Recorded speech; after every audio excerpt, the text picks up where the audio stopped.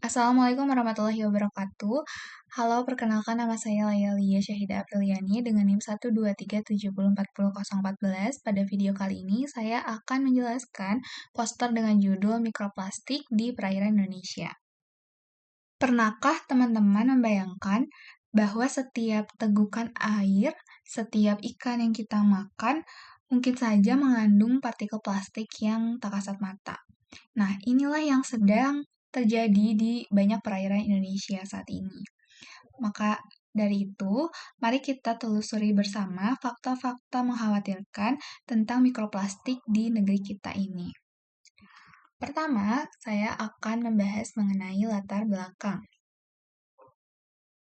Indonesia merupakan penyumbang sampah plastik terbesar ketiga di dunia, dengan volume mencapai 3,4 juta ton per tahun, di mana angka ini sangat besar ya, dan plastik-plastik ini tidak serta bisa menghilang begitu saja, namun di bawah paparan sinar ultraviolet, perubahan suhu, dan juga abrasi fisik, plastik besar akan terdegradasi menjadi partikel-partikel kecil yang kita kenal dengan sebutan mikroplastik.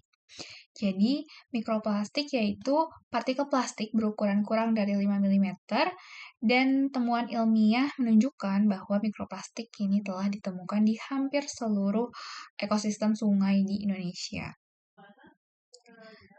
Selanjutnya, saya akan masuk ke bagian rumusan masalah. Kajian ini hadir untuk menjawab pertanyaan besar bagaimana sebenarnya sebaran bentuk dominan dan juga kelimpahan mikroplastik di berbagai tipe perairan Indonesia, dan apa dampaknya terhadap biota laut maupun kesehatan masyarakat di pesisir.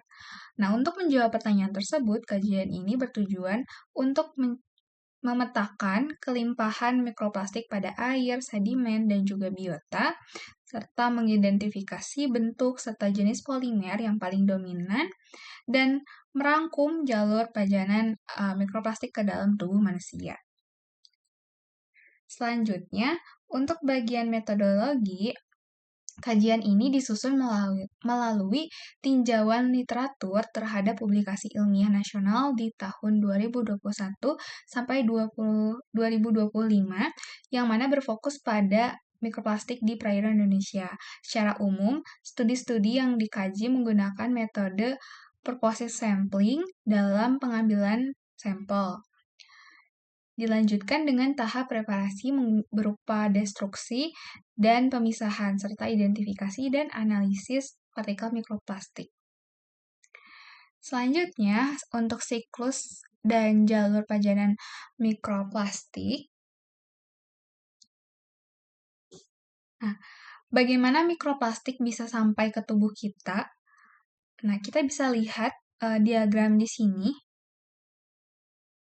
Siklus ini dimulai dari sampah plastik di darat, seperti kantong kresek, botol, terus kemasan makanan, minuman, yang terbawa oleh aliran sungai, oleh aliran air hujan, maksud saya menuju sungai dan drainase. Nah, di dalam perairan, plastik-plastik ini terdegradasi akibat paparan sinar UV dan abrasi fisik ya, kemudian berubah menjadi fragmen kecil seperti fiber, film, hingga pelet mikroplastik. Nah, partikel-partikel tersebut kemudian terakumulasi dalam tubuh biota akuatik seperti ikan, udang, kerang, dan organisme perairan lainnya. Dan pada akhirnya, manusia terpajan melalui 3 jalur utama. Yang pertama adalah konsumsi makanan laut yang terkontaminasi, kemudian pernapasan udara yang mengandung partikel mikroplastik melayang, serta penyerapan melalui kulit. Nah, siklus ini terus berputar selama sumber plastiknya tidak dikendalikan. Kemudian, di bagian hasil dan konsep utama, apa yang ditemukan dari berbagai studi yang sudah dilakukan? Nah, jadi secara mengejutkan, bentuk fragmen dan fiber itu adalah bentuk mikroplastik yang paling dominan.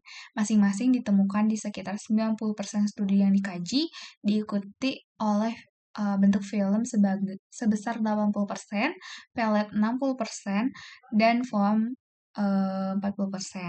Dominasi fragmen ini mengindikasikan bahwa sumber utamanya adalah degradasi sampah plastik berukuran besar, sementara dominasi fiber ini menunjukkan kontribusi signifikan dari serat tekstil dan jaring nelayan. Nah, dari sisi kelimpahan, data cukup mengkhawatirkan, di mana konsentrasi mikroplastik di air sungai Indonesia itu berkisar antara 0,74 sampai 5.192 partikel per meter per kubik. Nah, rentang yang sangat lebar ini mencerminkan variasi tingkat pencemaran antar lokasi. Bahkan yang lebih mengkhawatirkan, pada jaringan ikan di Sungai Brantas itu ditemukan lebih dari 1.000 partikel per meter kubik. Yang mana hal ini menandakan bahwa bioakumulasi mikroplastik pada biota perairan sudah berada pada tingkat yang serius. Selanjutnya kita sampai ke bagian kesimpulan. Jadi dari seluruh data yang telah dipaparkan, kita dapat menarik beberapa simpulan penting. Pertama, mikroplastik telah ditemukan secara merata pada air, sedimen, dan juga biota di hampir seluruh perairan Indonesia. Dari sungai hingga kawasan pesisir. Kedua, fragmen dan fiber itu merupakan bentuk mikroplastik yang paling mendominasi, yang mengonfirmasi bahwa sumber utamanya adalah sampah plastik makro dan limbah tekstil. Yang ketiga, mikroplastik berpotensi terakumulasi dalam rantai makanan dan masuk ke tubuh manusia melalui pangan, udara, dan kulit. Oleh karena itu, pemantauan rutin yang sistematis sangat diperlukan sebagai dasar pengambilan kebijakan dalam pengendalian pencemaran plastik di perairan Indonesia. Nah, masalah ini bukan hanya urusan ilmuwan atau pemerintah. Ini adalah tanggung jawab kita bersama, mulai dari mengurangi penggunaan plastik sekali pakai hingga mendukung kebijakan pengelolaan sampah yang lebih baik. Setiap langkah kecil kita itu berkontribusi pada perairan Indonesia yang lebih bersih lagi. Nah, mungkin sekian yang bisa saya sampaikan. Kurang lebihnya mohon dimaafkan. Terima kasih. Wassalamualaikum warahmatullahi wabarakatuh.